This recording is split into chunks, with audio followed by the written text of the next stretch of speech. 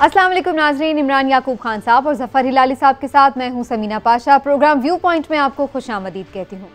नाजरीन, ऑपोजिशन जो मुत्तहिदा ऑपोजिशन है इस वक्त अपनी तहरीक शुरू करने वाली है। ज़्यादातर नज़रें जो हैं वो गुजरांवाला के जलसे पर मरकूज़ हैं कि आखिर ये जलसा कितना बड़ा होगा, कैसी इसमें पार्टिसिपेशन होगी और किस तरह से ये मोमेंटम शुरू होगा और फिर उसको कायम रखना भी एक बड़ा चैलेंज होगा। क्योंकि अभी जो हतमी लॉन्ग मार्च की डेट दी गई थी कि जनवरी में अगर किया जाता है तो अभी उसमें काफ़ी टाइम बाकी है। इतने महीनों में क्या ऑपोजिशन तवातुर के साथ जलसे कर पाएगी तो उसमें लोगों की तादाद क्या उतनी ही हमें नज़र आती रहेगी, बढ़ती नज़र आती रहेगी।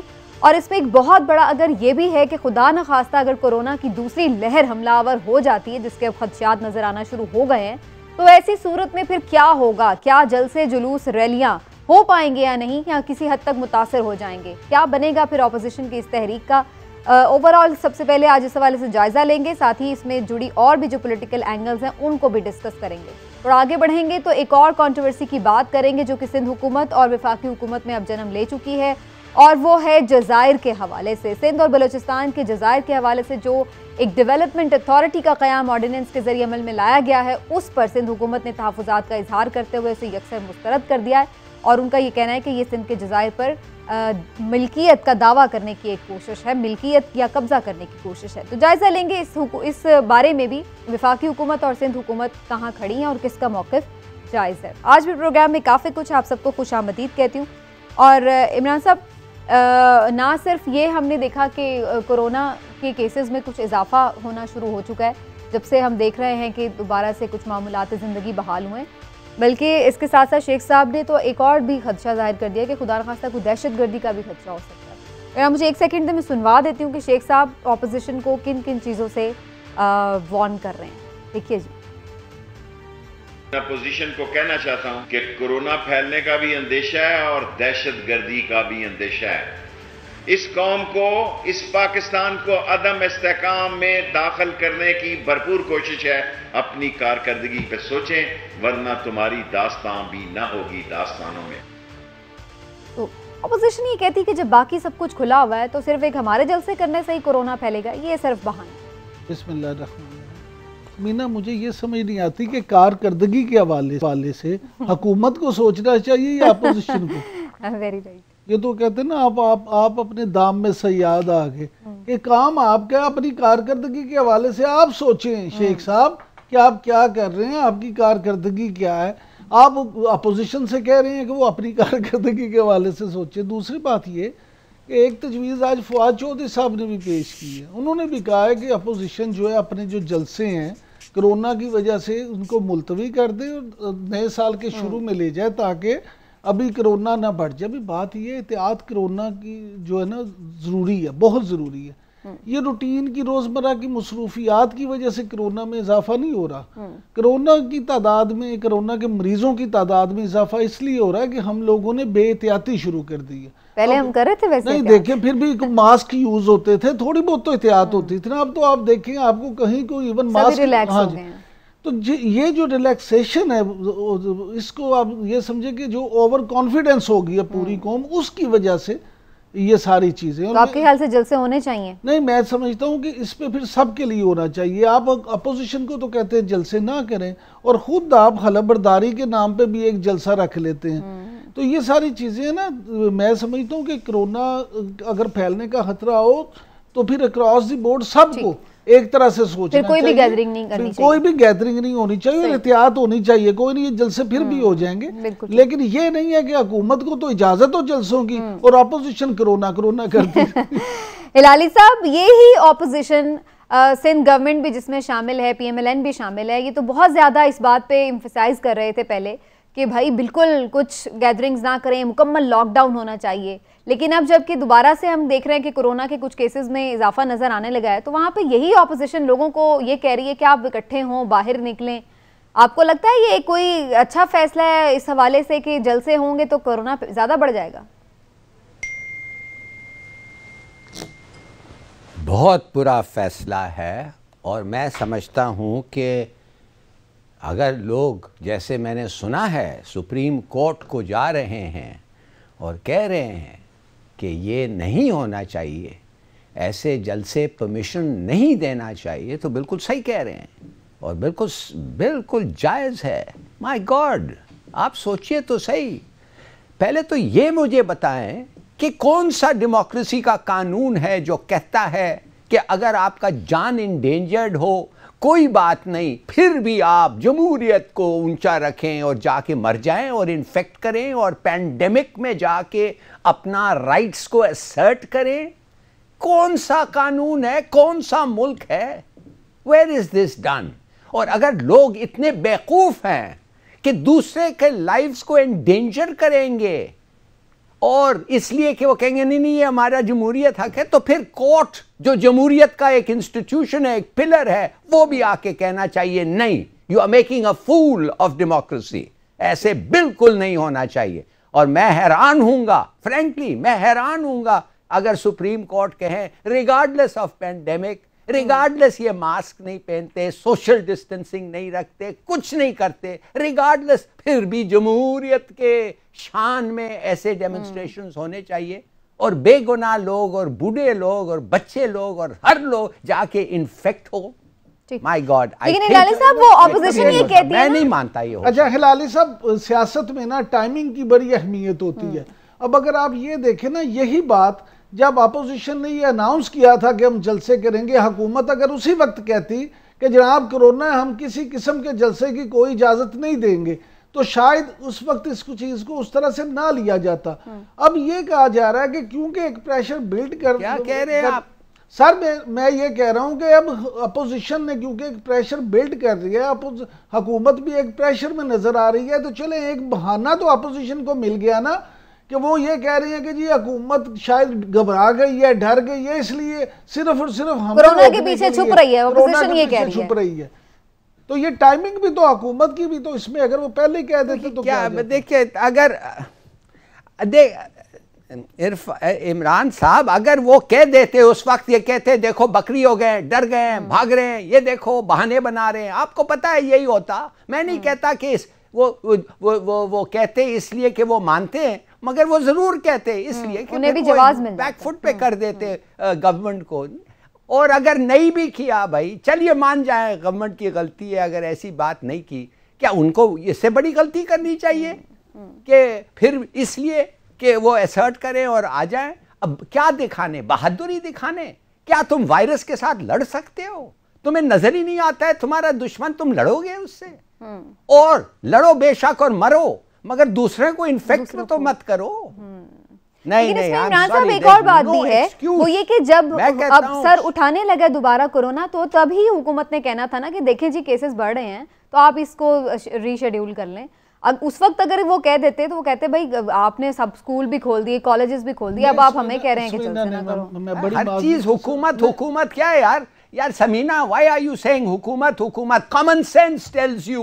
नहीं, मैं आप ही की बात को सपोर्ट कर रही हूँ हिलाली साहब। बहुत सारी चीजें हुकूमत, आप मेरे पे गुस्सा ना करें, मैं तो आपकी बात की आर्गुमेंट में बात कर रही हूँ। मैं कह रहा हूँ एग्जैक्टली हिलाली साहब, कॉमन सेंस जो है, नहीं मैं आपको गुस्सा नहीं कर रहा हूँ, मैं आपका पॉइंट को रीइंफोर्स कर रहा हूँ। हिलाली साहब बात ये है कि एक सबसे अहम चीज होती है कॉमन सेंस, जो सबसे अहम है, लेकिन क्या करें हमारे यहाँ वही कॉमन नहीं है। यहाँ पे हुकूमत का इसलिए कह रहे हैं कि हुकूमत बहरहाल हुकूमत जिम्मेदार तो होती है ना हर चीज की। जब अब हुकूमत उसे मिली उनके कहने से वैसे उन्होंने कौन से जलसे मुलतवी कर देने थे? बात ये नहीं है, मैं कब कह रहा हूँ कि उन्हें तो बहाना चाहिए। अब भी देखे ना, अब बहाना हुकूमत या तो अपनी भी सारी एक्टिविटीज बंद करे ना, खुद मिसाल दें कि जनाब ये देखिए हमने ये कर दिया, अब कोई ऐसी एक्टिविटी ना हम करेंगे, ना कोई कन्वेंशन होगा, ना कोई जलसा होगा, ना कोई तकसीम इनामात होगी, और आपसे भी रिक्वेस्ट है कि आप भी कुछ ना करें। लेकिन अगर आप अपने सारे मामला उसी तरह से कर, मुझे और आपको बाद में पता चलता है, हुकूमत में बैठे लोगों को पहले पता चलता है कि जनाब सर इस बात का हिलाली साहब कि उन्हें तो अंदाजा था कि पूरी दुनिया में ये पता था कि एक सेकंड वेव आनी है, तो अब उसमें एक स्ट्रेटेजी तो बहरहाल हुकूमत नहीं बनाना होती है, किसी भी मुल्क को चलाना तो हुकूमत नहीं है, मैंने या आपने तो नहीं चलाना। और हिलाली साहब एक और चीज जो है वो ये भी है कि अपोजिशन ये भी कहती है कि भाई जब स्कूल खुले हैं, शॉपिंग मॉल्स खुले हैं, मजहबी इज्तिमात भी हो रहे हैं, सब चीजें हो रही हैं, रेस्टोरेंट्स भी खुले हैं, तो आप उन सब चीजों को तो खुला रख रहे हैं लेकिन सिर्फ जलसों पे पाबंदी लगा रहे हैं, ये क्या बात है? नहीं नहीं, ये गलत बात है, ये गलत बात है। आप जाएं और रिस्पॉन्सिबल रेस्टोरेंट्स में जाएं। मुझे नहीं पता कौन से रेस्टोरेंट्स के आप बात कर रहे हैं। मैं जाता हूं, एक रिस्पॉन्सिबल रेस्टोरेंट है, चलिए मानता हूं अप मार्केट है, उधर लोगों को फासले पे बिठाते हैं, एक किस्म का सोशल डिस्टेंसिंग हो रहा है, लोग मास्क पहन के आते हैं और लोग जल्दी से जो चाय वाय होता है पी के फिर कुछ लोग मास्क फिर पहन लेते हैं। देखिए यू कांट, ये प्लीज जलसे में ये पॉसिबल नहीं है कि एसओपीज फॉलो करवाए आप कहते हैं लीड ले एक कॉमन सेंस, जैसे आपने कहा कॉमन सेंस डिक्टेट्स, और अगर गवर्नमेंट में कॉमन सेंस नहीं, मैंने तो अभी तक गवर्नमेंट का कोई डेमोन्स्ट्रेशन देखा ही नहीं है, मगर अगर गवर्नमेंट भी करें तो बिल्कुल। देखिए मैं कुछ और कहने चाहता हूं, मैं ये कहना चाहता हूं सुप्रीम कोर्ट जो है उसको कोई सुओ मोटो नोटिस ले सकता है, और मैं अगर ओपिनियन, मेडिकल ओपिनियन ये है कि ये डेमोन्स्ट्रेशंस रिस्की हैं, दैट्स इनफ। मेरे ख्याल में हमारे जजेस को आके कहना चाहिए बैंड। अच्छा चलिए, ये तो आ गया, थोड़ा आगे चलिए। हाँ हिलाली साहब, इसमें एक और भी तजवीज़ है कि हुकूमत ये भी कर सकती है कि अपोजिशन से कि अच्छा बच्चों आपने जलसे कर दें, आप नहीं बाज आते तो आप एक डिक्लेरेशन दे दें कि आप इन तमाम एसओपीज पे अमल करेंगे, और जब अमल वहाँ नहीं होगा, जो एक्चुअली नहीं होगा, तो फिर उसके आप जिम्मेदार होंगे, और वहां पे एक सैंपल जलसे में जितने लोग शामिल हों उनका एक सैंपल टेस्ट करवाया जाए, और उसके बाद फैसला किया जाए कि आगे क्या है। फिर भी दूध का दूध और पानी का पानी हो सकता है, लेकिन प्रॉब्लम ये है सर, इसलिए आप कह रहे हैं, आप सही कह रहे हैं, मगर इसलिए हिलाली साहब, इसलिए कि हम देखें ना ये प्रोवोक किस तरह से करते हैं। ये कहते हैं देखिए जी अपोजिशन ने तो जलसा, छोटी सी जलसी की थी, लेकिन हमने तो आज ये देख लें ये तकरीब जो हलफ बर्दारी है वो भी इतने बड़े जलसे की सूरत में की है। ये भी तो आप देखें ना, इस तरह के रवैये से आप खुद भी तो अपोजिशन को प्रोवोक करते हैं। ठीक है, तो अब देखना ये है जी, आप चाहते हैं कि 40,000, आप चाहते हैं, सुनिए, आप चाहते हैं कि 40,000 लोग पहले इकट्ठे हो जाएं, जब 4 घंटे से इकट्ठे हो गए उधर फिर जाके एक सैंपल टेस्ट करें, उसके बाद वो सैंपल टेस्ट के फटाफट निकाल के कहेंगे हो ये हो गया और फिर बैन करें। वाई यार, ये इट्स नॉट। हम ये वायरस के साथ इतना देर से हम जी रहे हैं, हमें पता है ये वायरस क्या करता है। साहब मैं बिल्कुल हमें पता है कैसे करता है। सर मैं बिल्कुल ये नहीं चाहता, आपको ये भी तो पता है एसओपीज पे कितना, मैं बिल्कुल ये नहीं चाहता। मैं सिर्फ ये कहता हूँ, मेरा मौक़िफ़ सिर्फ ये है कि इस वक्त हुकूमत जो कुछ भी करेगी ना, ऑपोजिशन ये उनके सर पे ही डालेंगे कि जनाब ये हमसे डर के ऐसा कर रहे हैं। हुकूमत को या तो बोल्ड होना चाहिए और ये जिम्मेदारी माननी चाहिए कि चलें जी आप जो मर्जी के, लेकिन हमने नहीं होने देना। हम डर गए लेकिन हम डर गए, हम मान लेते हैं, लेकिन हमने कोरोना नहीं फैलने देना। लेकिन जनाब यहाँ फयाजुल हसन चौहान साहब तो कुछ और भी कह रहे हैं। उनका ये भी कहना है, खबर बड़ी ये हुई है आजकल, और ये खबर कुछ इमरान साहब ने भी कुछ दिन पहले दी थी। खबर ये थी कि जी उधर से ऑपोजिशन के रहनुमा भी डरे हुए हैं, वो भी कुछ मदद मांग रहे हैं। उनका ये कहना है कि नवाज शरीफ साहब ने तो अमरीकी इस्टेब्लिशमेंट से भी मदद मांगी है। सुन लीजिए जी चौहान साहब। सुल्तान मफरूरुद्दीन साहब ने, नवाज शरीफ साहब ने अपनी आखिरी पत्ता भी खेल लिया, अमेरिकन एस्टेब्लिशमेंट से रब्ता किया, उनसे कहा जी मेरी मदद करें। अमेरिकन एस्टेब्लिशमेंट ने कोरा जवाब दे दिया है। उन्होंने कहा यह पाकिस्तान का इंटरनल मामला है, ये पाकिस्तान की अदालत के मामलात हैं। इमरान साहब आपकी भी ये स्टोरी थी कि कुछ इंटरनेशनली भी पर्सनालिटीज एक्टिव हुई। पहली बात तो ये है कि ये फयाजुल हसन चौहान साहब की खबर नहीं है, ये एक मशहूर बड़े सीनियर साफ़ी हैं शाहीन सुबाई, उनकी स्टोरी थी। इन्होंने अपने अल्फाज में उसको बयान कर दिया। पहली बात तो ये, अब ये इस बात में भी नहीं जाते ये स्टोरी गलत है या सही है, लेकिन बात ये है कि हमारे यहाँ ये जो बात इन्होंने की है ना कि उन्होंने कह दिया है, अमेरिका ने कह दिया कि ये इंटरनल मामला है। हिलाली साहब सामने बैठे हैं, उनसे पूछें कि पाकिस्तान में हिलाली साहब आज तक अमेरिका ने किसी ऐसे मामले पे को ये समझा कि पाकिस्तान का इंटरनल मामला है। जो 100% हमारे इंटरनल मामलात होते हैं वो तो उनमें भी घुसते हैं, वो तो घुस बैठिए की तरह उनमें भी अपना रोल अदा करते हैं। इसलिए ये जो सारी चीजें ना पूरी ये होती रहती है। देखिए लेकिन हिलाली साहब आपको लगता है वो अमेरिकी एस्टेब्लिशमेंट का रोल खत्म हो गया, उन्होंने बदल लिया अपना रोल, अब नहीं वो इंटरेस्ट लेते पाकिस्तान की इंटरनल पॉलिटिक्स में? देखिए सीधी सादी बात है, अगर हम लोग पछाने, प्लीज़ अंडरस्टैंड कि क्वालिटी ऑफ रिलेशंस पाकिस्तान और अमेरिका के दरमियान इस वक्त क्या है। ये बहुत बेहतर है, 100% बेहतर है इमरान खान के गवर्नमेंट को आने से पहले का। इमरान खान एक ब्रेक थ्रू किया है, ना सिर्फ अमेरिका के साथ मगर ट्रंप पर्सनली, ट्रंप के साथ उसका ब्रेक थ्रू हुआ है। अमेरिका यूएन में भी ब्रेक थ्रू हुआ है, जब उधर गया था अमेरिकनों को मिला था वो भी ब्रेक थ्रू हुआ है, इसलिए कि वो उसमें देखते हैं कि ये एक ऑनेस्ट पॉपुलर लीडर है। अब देखिए, मैं खामखा नहीं तारीफ करता हूँ, मैं तो इसका क्रिटिसाइज भी करता हूँ इमरान खान का। मैं आपको इसलिए कह रहा हूँ कि ये सच है अमेरिकन रिएक्शन कि उन्होंने देख लिया है नवाज शरीफ को, 3 दफ़े देखा है नवाज शरीफ को, ओवर 30 ईयर्स उन्होंने देखा है, उसको एसेस किया है। उन्होंने देखा है कि नवाज शरीफ की क्या रिएक्शन किस वक्त क्या थी, कारगिल के बाद क्या थी, न्यूक्लियर वेपन्स के पहले क्या थी, बाद में क्या थी। देखिए, दे हैव असेस्ड हिम। एक दूसरी बात ये है कि ये कमाल है कि आप जाके उनको कह रहे हैं कि हालांकि मेरे खिलाफ केस है, मुझे कोर्ट, सुप्रीम कोर्ट ने मुझे गिल्टी पाया है, आप मुझे बचाएं। क्यों भाई? कि आप चाहते हैं, समझो वो आपका दोस्त होता, समझो वो क्लिंटन होता, आप क्लिंटन को, जिसको आप फूल भेजते थे जब वो बीमार होता था, even when not in office, क्या आप समझते हैं वो आके कहेगा हाँ हालांकि तुम्हारा सुप्रीम कोर्ट ने कहा तुम चोर हो, नाअहल हो, ये हो वो हो, फिर भी मैं तुम्हारे साथ खड़ा हूं? क्यों भाई, क्यों? और एक ऑनेस्ट आदमी को कंडेम करना इसलिए कि एक दूसरा पूछ रहा है तुम्हें कि मैं गड़बड़ करना चाहता हूं पाकिस्तान में, मुझे मदद करो, ये किस किस्म का लॉजिक है? मैं अफसोस से कहता हूं कि एक मुल्क उनको सीख करना ही नहीं चाहिए, जीसीसी का मुल्क है। ठीक है, हिलाली साहब जो बातें कर रहे हैं ना, बिल्कुल ठीक है हिलाली साहब, मैं कहता हूं वेरी गुड, हिलाली साहब वेरी उनको आप इनवाइट कर रहे हैं to interfere in your internal affairs. Hilali साहब, आप जितनी बातें कर रहे हैं ना, बहुत अच्छी आपने गुफ्तगू की है, लेकिन प्रॉब्लम ये है कि ये बातें सारी अभी तक सिर्फ एक ऐसे मफरूजे पे हैं कि एक जर्नलिस्ट ने एक खबर दी है और उसको कोई माजा साजा नहीं, आपके सबसे बड़े सूबे के इंफॉर्मेशन मिनिस्टर प्रेस कॉन्फ्रेंस में बयान कर रहे हैं, उसका सबूत किसी के पास नहीं है।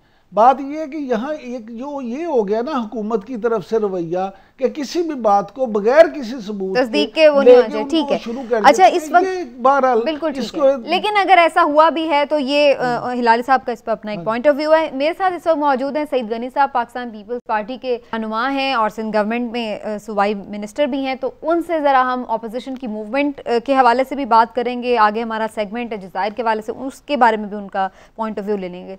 गनी साहब, बहुत शुक्रिया आपके वक्त का। अस्सलाम वालेकुम। सबसे पहले तो आपसे यही जानना चाह रहे हैं कि हर कोई ये देख रहा है कि जब से ये पीडीएम बनी है, तहरीक शुरू हुई है, पीएमएलएन तो काफ़ी आगे एग्रेसिव मोड में नज़र आ रही है, लेकिन पीपल्स पार्टी कहीं पीछे तो नहीं हट गई, और लोग तो ये भी कह रहे हैं कि इस्तीफे के मामले पे तो आप लोग बिल्कुल साथ नहीं देंगे, भले कुछ भी हो जाए। ये तो खबर सहाफ़ी भी दे रहे हैं कुछ, और कुछ सियासतदान भी, पीएमएलएन वाले भी।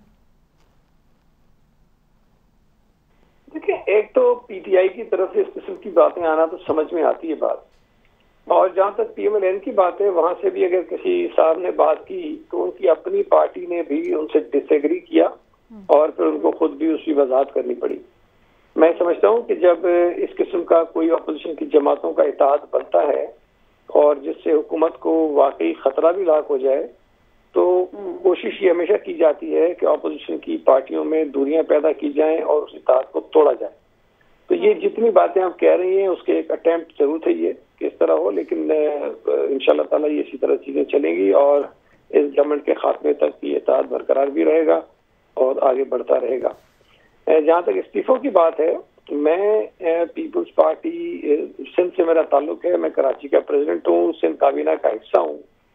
मैं आपको यकीन से बता रहा हूँ कि पीपल्स पार्टी सिंध की किसी एक मीटिंग में, किसी इजलास में ये जिक्र तक नहीं हुआ कि अगर पार्टी फैसला करे इस्तीफा देने की तो हमें उस पर नहीं देने चाहिए या हमें उसको रिव्यू करना चाहिए। अच्छा, अगर पाकिस्तान पीपल्स पार्टी की क़यादत ने, अपोजिशन की जमातों ने मिलकर ये फैसला किया कि हमें रिजाइन करना है, तो आप देखेंगी कि पूरी सिंध असम्बली में पीपल्स पार्टी के सारे अरकान कोई लम्हा ज़ाया किए बगैर अपनी पार्टी के उस फैसले पर अमल करेंगे। चलें, बड़ी बात आपने क्लियर की है, देखते हैं क्या होता है। लेकिन एक चीज़ और भी जानना बड़ा ज़रूरी है। आप हमेशा इदारों के एहतराम की बात करते हैं, पीपल्स पार्टी हमेशा इस बात पे, ठीक है आईनी किरदार की ज़रूर बात करते हैं, लेकिन इदारों के एहतराम में रहते हैं। लेकिन उधर हम देख रहे हैं मौलाना साहब ने भी इदारों से मुतालिक, फ़ौज से मुतालिक बड़ा मुतनाज़े से बयान दिया।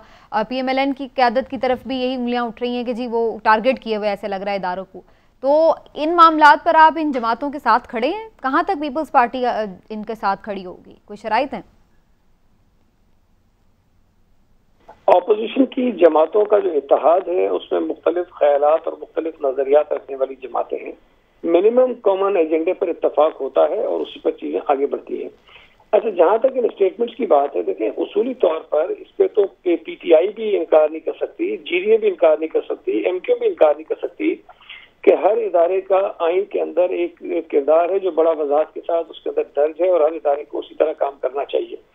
अब पीपल्स पार्टी इस बात को तो बिल्कुल सपोर्ट नहीं कर सकती कि पाकिस्तानी फौज जिसको आइन के मुताबिक सियासत में हिस्सा नहीं लेना चाहिए और वो आइन में हिस्सा ले और हम उस पर खामोश रहें, बिल्कुल इस पर बात करेंगे। हम समझते हैं कि नहीं होना चाहिए और ये पाक फौज के इदारे के अपने हक में भी बेहतर नहीं है, इसलिए कि फौज पाकिस्तान की है और उसको गैर मुतनाज़ रहना चाहिए और यही हमारे मुल्क के लिए भी अच्छा है, यही इदारे के लिए भी अच्छा है।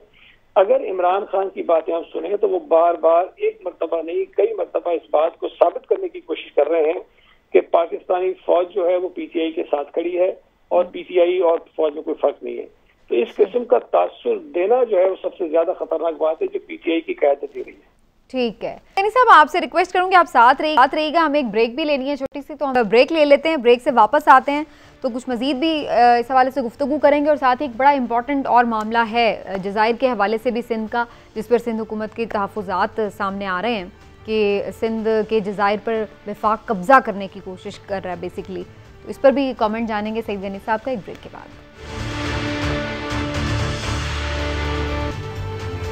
वेलकम बैक नाजरीन। सिंध और बलूचिस्तान में बहुत से जज़ायर भी हैं छोटे छोटे और जो बहुत ही न सिर्फ खूबसूरत हैं बल्कि मादनियात से और बहुत सारी और उनकी यूटिलाइजेशन भी हो सकती है, उससे भी माला माल हैं। लेकिन काफ़ी हमने कभी उस हवाले से कभी कोई डेवलपमेंट उस तरह से नहीं इस पर देखी थी, लेकिन इस दफ़ा हमने एक चीज़ देखी कि गुज़श्ता माह एक सदारती ऑर्डिनेंस जारी किया गया जिसमें एक अथॉरिटी का क़याम दिया गया जिसका नाम रखा गया है पाकिस्तान आइलैंड डेवलपमेंट अथॉरिटी। और उसके तहत ये तय किया गया था कि इन जज़ायर को भी काम में लाया जाए, इनके ऊपर कुछ तामीरात की जाएँ और इस तरह से फिर यहाँ से भी लोगों को बिज़नेस भी मिले, रोज़गार भी मिले और इनका भी यूज़ में लाया जाए। लेकिन इस पर सिंध गवर्नमेंट ने कुछ तहफ़्फ़ुज़ात का इजहार किया और उनका ये कहना है कि बेसिकली जो सूबों की मिल्कियत है उस पर वफाक कब्जा करने की कोशिश कर रहा है। तो इस हवाले से देख लेते हैं जी किसका मौक़िफ़ कितना दुरुस्त है। और चूँकि ब्रेक पर जाने से पहले सईद गनी साहब हमारे साथ मौजूद थे सिंध से, तो उन्हीं से पहले मैं बात का आगाज़ कर लूँ, उनसे जान लेते हैं कि उनके क्या तहफ़्फ़ुज़ात हैं इस हवाले से। गनी साहब, ये भी बड़ा इंपॉर्टेंट है, आप लोगों का बड़ा खुल के इस पर रद्द-ए-अमल आया है, आपसे जानना चाह रहे हैं क्या आप लोगों के इस पर तहफ़्फ़ुज़ात है, क्यों आपको ये लग रहा है कि वफाक कोई कब्ज़ा करने जा रहा है? अगर उस पर कोई प्रोडक्ट अच्छी उसकी कोई यूटिलिटी होती है तो उसमें क्या बुराई है? नहीं, हमारे तहफ़्फ़ुज़ात नहीं, हमारे शदीद एतराज़ात हैं और हम बिल्कुल डट कर उसकी मुखालफत कर रहे हैं। वो जो ऑर्डिनेंस जारी किया है वफाकी हुकूमत ने, ये आइन के आर्टिकल 172 की वायलेशन है और आर्टिकल 239 जिसके तहत सूबों की हुदूद अगर चेंज कर दी तो उसका एक तरीक़ेकार मुतय्यन है। अच्छा सईद गनी साहब, अली जैदी साहब की तरफ से एक खत भी सामने आया था जिसमें पीपल्स पार्टी ने इन ज़हायर के हवाले से किसी भी तहफ़्फ़ुज़ का इजहार नहीं किया था, तो उस खत के हवाले से आप क्या कहेंगे? उस खत में ये कहाँ लिखा है कि ये जो आइलैंड्स हैं ये हम आपको दे रहे हैं, जिस तरह मर्जी करें, इसकी मिल्कियत आप अपने पास ले लें, आप ऑर्डिनेंस जारी कर दीजिए, आप इसके मालिक बन जाइए, ये तो कहीं नहीं लिखा हुआ है। वो तो हमें एक खत भेजा गया फेडरल गवर्नमेंट की तरफ से जिसमें उन्होंने कहा कि नया पाकिस्तान हाउसिंग अथॉरिटी जिसके तहत उन्होंने 50 लाख घर बनाने थे, उस मंसूबे के लिए हमने इन आइलैंड पर एक आइलैंड की बात की, उन्होंने इस आइलैंड पर हम कोई काम करना चाहते हैं। प्रोविंशियल गवर्नमेंट ने उन्हें कहा कि ठीक है, जो कुछ आपने कहा है उस पर हमें एतराज नहीं है, लेकिन जो कुछ भी होगा वो बाय म्यूचुअल अंडरस्टैंडिंग होगा with the federal government and the provincial government. फिर हमने कहा कि एज पर लॉ होगा। फिर हमने कहा कि वहाँ के जो मकामी लोग हैं उनके जो मफादात हैं उसका तहफ़्फ़ुज़ किया जाएगा। अब ये जो बातें हमने कही थी उसके तो बिल्कुल सरीहन खिलाफ जाते हुए इन्होंने जो है वो एक ऐसा ऑर्डिनेंस जारी कर दिया है जिसमें उन्होंने अपने आप को मालिक बना दिया, ना सिर्फ एक आइलैंड का बल्कि पाकिस्तान में जितने आइलैंड है वो समझते हैं हमारी मिल्कियत है। तो ये चीज़ तो किसी सूरत में बर्दाश्त नहीं करेंगे। तो ऑर्डिनेंस आपको लगता है कि नहीं जारी होना चाहिए था। बहुत शुक्रिया आपका सईद गनी साहब हमारे साथ मौजूद रहे और अपना मौक़िफ़ भी इस हवाले से। साहब, अथॉरिटी का एक क़याम अमल में लाया गया जो कि ज़ाहिर है निगरानी करेगी सारी चीज़ों की। उस अथॉरिटी का एक बोर्ड है, उसमें ज़ाहिर है सिंध गवर्नमेंट को भी नुमाइंदगी मिलेगी, गवर्नर भी उनसे यही बात कह रहे हैं। तो आखिर क्या बुराई है कि अगर इन जज़ायर में कोई तरक्याती काम हो जाता है? आपको लगता है सिंध गवर्नमेंट सिर्फ इस बात पर सियासत कर रही है या वफाक में भी? देखिए, सियासत तो ज़रूर हो रहा है, मगर कहने की बात सिर्फ ये है कि एक गवर्नमेंट में एडवाइज़र्स और मिनिस्टर्स जो होते हैं, उनका जॉब ये होता है, उनका काम ये होता है कि कोऑपरेशन, कोलैबोरेशन और कोऑपरेशन फेडरल गवर्नमेंट और प्रोविंसेस के साथ हो, ये नहीं कि कॉन्फ्लिक्ट और कॉन्फ्रंटेशन। तो मैं ये सिर्फ पूछना चाहता हूँ कि भाई देखिए, आपके पास एक बड़ा अच्छा स्कीम है, वो स्कीम सिंध को बेनिफिट करेगा, उनसे पैसे आएंगे। अगर आप अगर ऐसा सोचते, जैसे मैंने आपको पहले कहा कि टू प्रमोट कोऑपरेशन, तो आप ऐसे करते कि उनके पास जाके एक्सप्लेन करते और फिर उनको कहते एक रेजोल्यूशन अपने प्रोविंशियल असेंबली से पास करो और हम लोग फेडरल गवर्नमेंट को अथॉरिटी दो कि हम आके तुम्हारे माने सिंध में आके एक ये बिल्ड करें और इससे हम दोनों मिलके पैसे वैसे कमाएं या लोगों को फैसिलिटीज़ दें और दोनों बेनिफिट करते हैं। दूसरी चीज़ वो कह सकते थे कि आपके लॉज जो हैं वो ही अप्लाई करेंगे। कौन से लॉज? सिंध के लॉज, गवर्नमेंट के, बिल्डिंग के, और लेजिस्लेशन जो ज़रूरत होगा वो प्रोविंशियल गवर्नमेंट के थ्रू लेजिस्लेशन होगा, इसलिए कि हाउसिंग एक प्रोविंशियल सब्जेक्ट है और ये जो स्कीम है ये सिंध के ज़मीन पे हो रहा है। मगर अब अगर गवर्नमेंट ये नहीं चाहती, मिसाल के तौर पे अगर गवर्नमेंट चाहती यार छोड़ो इनको क्या पूछना है, खामखा ये वो, तो मेरे पास एक सलूशन था जिस पे ये कोई आर्टिकल 172 और कोई ऑब्जेक्शन नहीं रेज होता, और वो ये था कि आप जाके उधर एक कंटोनमेंट डिक्लेयर कर दें आइलैंड को। आइलैंड्स आर कंटोनमेंट, बनते हैं कंटोनमेंट आइलैंड्स पे। आप एक कंटोनमेंट अगर डिक्लेयर कर देते, सिंध गवर्नमेंट कुछ नहीं कह सकता, कॉन्स्टिट्यूशन के तहत वो ज़मीन आपके कंट्रोल में आ जाती और आपकी पावर्स होते for doing what you want in the cantonment. अच्छा, कहने के लिए है कि ये आप आराम से। अच्छा, ये इंटरेस्टिंग पॉइंट है आपका हिलाली साहब, मुझे जरा कमेंट लेने दें इस पे। क्वालिटी, ठीक, मैं आती हूँ दोबारा भी, लेकिन इमरान साहब ये आप समझते हैं कि क्वालिटी ऑफ एडवाइजर्स देखें। ठीक है, नहीं ये तो ना हिलाली साहब की अपनी पर्सनल एक एडवाइस है, सजेशन है। मैं इसको समझता हूँ कि ये ज़्यादा मज़ीद कंट्रोवर्शियल हो जाता अगर इस तरह से होता। बहरहाल मैं इस हवाले से अगर मेरी राय जाने ना सर, जो हालात डिक्लेयर करते अब नहीं कर सकते। हाँ जी, अब आप इसलिए नहीं करते, नहीं आपको मैं माफ करिए, वन लास्ट सेंटेंस, आप इसलिए नहीं कर सकेंगे, आप अगर ये सुप्रीम कोर्ट के पास जाए तो वो कहेंगे अब तो माला फाइडे हो गया है, तो ये अब नहीं कर सकते। मगर अफसोस से कहना है कि ये एक तरीका हो सकता। देखिए, आपने तो लड़ना है, लगता है कि आपने लड़ना है उनके लिए, तो व्हाई नॉट फाइट। वैसे ये हर वक्त सिंध गवर्नमेंट इतनी इनसिक्योर क्यों रहती है कि ये कब्जा करने लगे, हर बात पे यही लगता है। पाकिस्तान है ना, जो एक लिहाज से बड़ा ही खुशकिस्मत हर चीज पे यार, और एक लिहाज से बड़ा ही बदकिस्मत भी। आप देखिए, अल्लाह ताला ने पाकिस्तान को चारों मौसम दिए, यहाँ पे लहलाते खेत दिए और यहाँ पे पहाड़ी सिलसिले दिए, समुंदर यहाँ पे दिए, मादनियत यहाँ दी। कौन सी नेमत है जो यहाँ नहीं दी? इतने हम खुशकिस्मत है। लेकिन बदकिस्मती देख लें कि जब कालाबाग डैम बनाने की बात आती है हमारी लड़ाई शुरू हो जाती है, जब इन ज़हायर को आबाद करने की बात होती है हमारी लड़ाई शुरू हो जाती है, जब कोई पॉजिटिव चीज़ होती है हमारी लड़ाई शुरू हो जाती है। यानी हम अपनी हर खुश नसीबी को बदनसीबी बनाने में तुले हुए हैं, और इसके जिम्मेदार मैं सबसे ज्यादा सियासतदानों को समझता हूँ। भाई आप अपना खुदा का वास्ता, अपनी सियासत के लिए आप लोग इस चीज को, मैं यही कह रहा हूँ कि खुदा का वास्ता किसी वक्त तो अपनी सियासत को पीछे रख के इस मुल्क का फायदा सोच लें। आपने जिस दिन इस मुल्क का, इस अवाम का फायदा सोच लिया, आपका फायदा तो अपने आप हो जाएगा। क्योंकि जब अवाम को ये समीना यकीन हो जाए कि ये पार्टी या ये सियासतदान हमारे हक के लिए लड़ रहा है, हमारे फायदे के लिए लड़ रहा है, तो फिर आपको लेकिन मैं इसमें, मेरा ये इसमें पॉइंट हुआ कि एक तो वाकई कोई लीगल इसमें वो हो सकती है पर्सपेक्टिव, और आईनी भी वो हो सकता है, लेकिन दूसरी तरफ आपको ये नहीं लगता जब अगर वो सफाई करने आ जाएं तो भी उन्हें लगता है कि पता नहीं है वो कोई गवर्नर राज न नाफिज हो जाए, अगर कोई और मसला हो जाए तो वो उनको यही लगता है, हर 18वीं तरमीम के ऊपर कोई बात कमेंट ही आ जाए तो उन्हें लगता है कि जी ये कोई कब्जा करने लगे। तो इतनी ज़्यादा इनसिक्योरिटी क्यों है? समीना, इनसिक्योरिटी की बुनियादी वजह ये है कि ताली एक हाथ से नहीं बचती, ताली दोनों हाथों से बचती। उधर भी इसका मतलब ऐसी नीयत कोई हो सकती है। अब देखें ना, जब वफाक भी बार बार ऐसी चीज़ों पर करेगा, आप देखें कि जब पंजाब में आपने आईजी चेंज करनी हो तो आप 2 साल में 6 आईजी बदल देते हैं, और अगर सिंध हुकूमत आपको कहती रहे कि हमने आईजी बदलना है तो आप उन्हें एक आईजी। मैं एक शॉर्ट सा ब्रेक लेती हूँ, फिर इस पर मजीद बात करते हैं। इलाल साहब, मैं आपका कमेंट भी, जरा मुझे एक छोटा सा ब्रेक लेना, नाज़रीन ब्रेक के बाद वापस। वेलकम बैक नाज़रीन। जी इलाल साहब, आप क्या कमेंट करना चाह रहे थे जज़ायर के हवाले से? देखिए, जनरली मैं सिर्फ ये कहना चाहता हूँ कि ये बड़ी अफसोस की बात है, इमरान सही कह रहा है, ये बड़ी अफसोस की बात है कि जब दोनों बेनिफिट कर सकते हैं भाई, और मुल्क की तरक्की बेनिफिट कर सकती। काला बाग इज़ अ क्लासिक एग्जाम्पल कि आप लोगों ने सस्पिशन, नफरत और पॉलिटिकल एडवांटेज के लिए आप the best scheme that Pakistan had उसको तबाह कर दिया। इसलिए आपके पास कॉन्फिडेंस नहीं था कि दूसरा मुल्क जो है, दूसरा जो प्रोविंस है वो करेगा जो आपके लिए और सबके लिए अच्छा होगा। और इसलिए तो उन्होंने कहा कि आप भाई नहीं मानते हैं, सिंध नहीं मानता कि काला बाग को आपके खिलाफ नहीं इस्तेमाल होगा, तो सब अफसर और सब ऑफिशियल्स को सिंधी बनाए, सिंधी रिक्रूट करें। We are prepared to accept that. क्या वो तो नहीं ये करेंगे आप अपने प्रोविंस के खिलाफ?